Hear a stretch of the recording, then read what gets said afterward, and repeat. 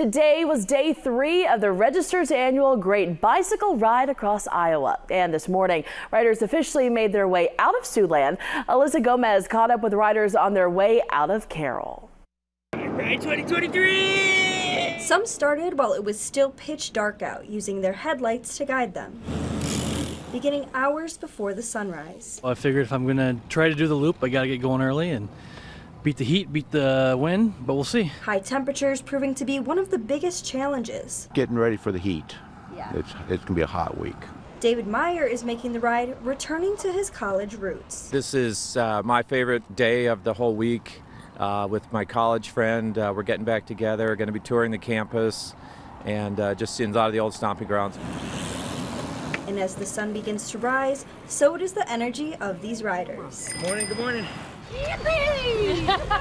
What will they do when they get to their destination today? Have a beer. And a nap. Take a shower, probably. Take a shower.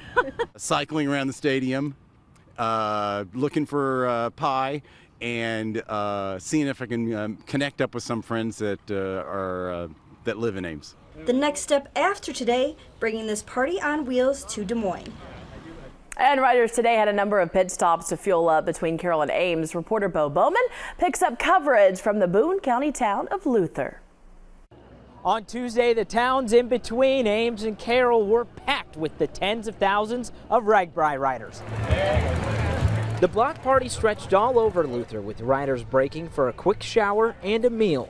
Popular barbecue joint What You Smokin' was the hot spot as people chowed down on pulled pork and brisket sandwiches. Delicious. They made about 14,000 pounds of meat to feed the hungry cyclists. We're doing 360 pork butts, which is about 5 to 6 pound average, 240 briskets, same average, so thousands and thousands of pounds of meat, lots of coleslaw, and yeah, big preparation. Over 10,000 sandwiches we're planning on selling today.